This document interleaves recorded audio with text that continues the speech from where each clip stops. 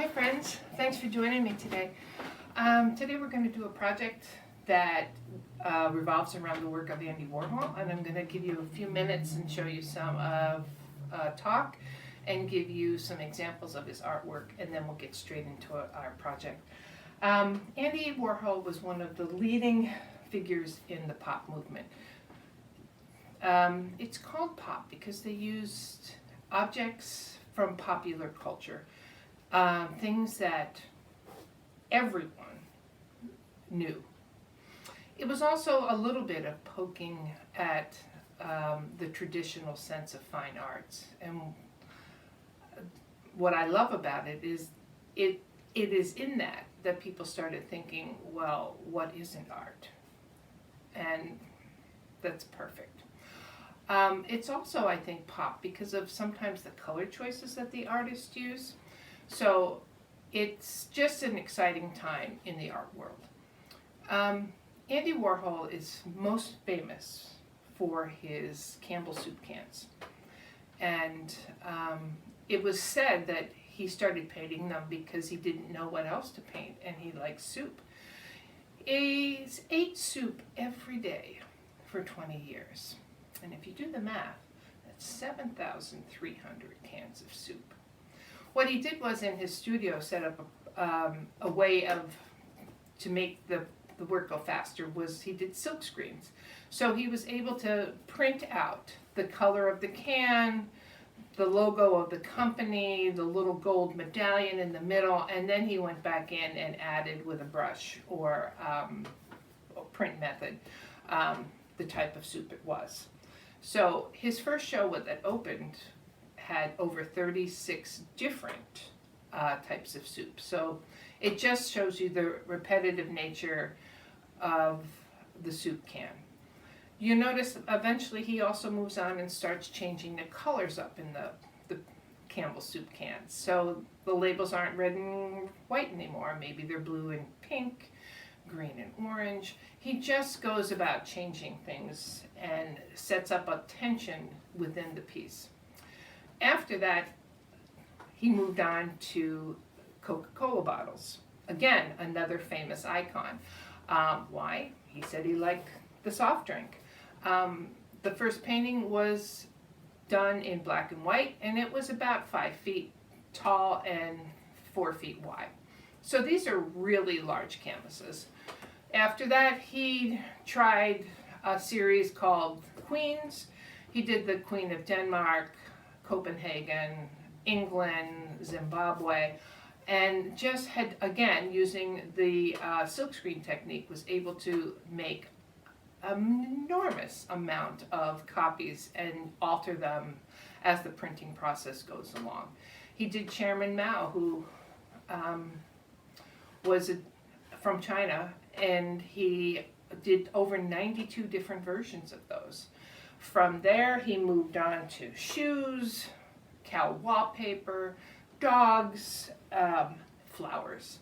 And in the actual one of the flower pictures, you'll actually see Andy up front. He's got this wild white hair, round glasses, but I want you to notice the size of the canvases in the background. They, again, are like 6 feet square, 7 feet square. They're enormous. So, and again, changing of the colors.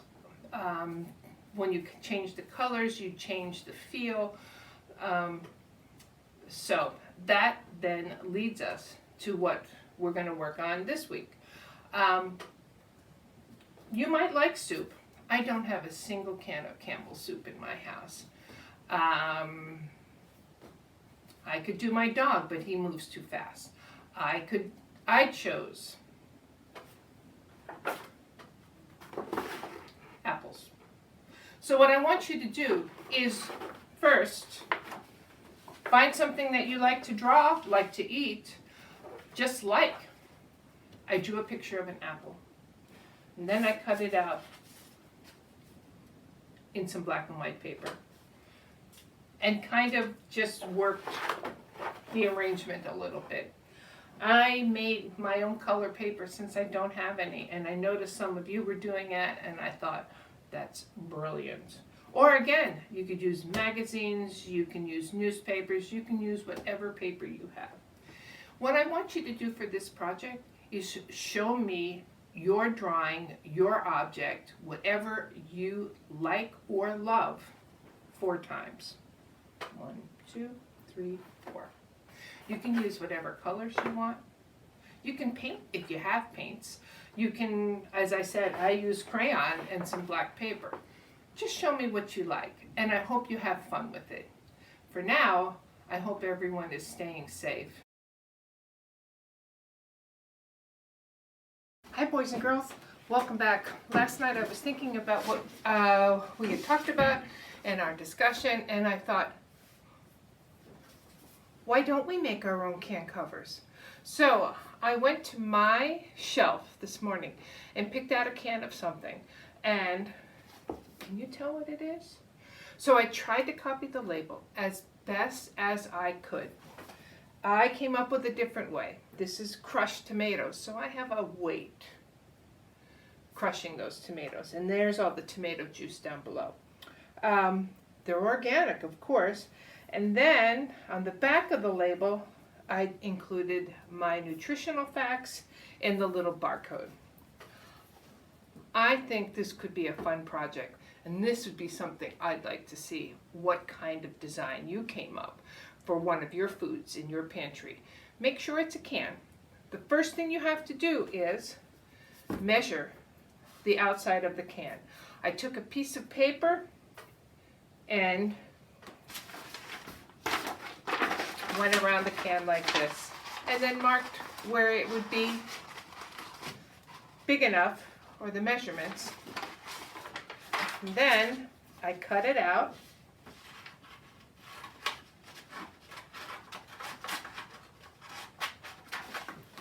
Decided where I wanted to put the information or the picture I was going to draw.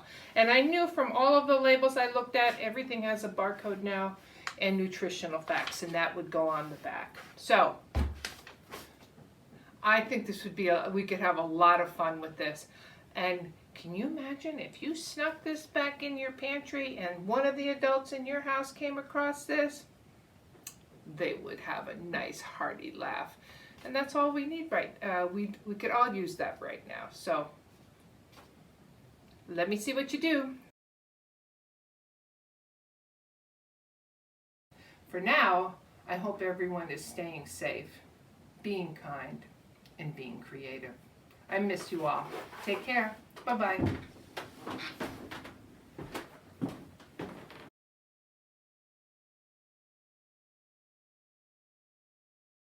This has been a Freelance Fun television production.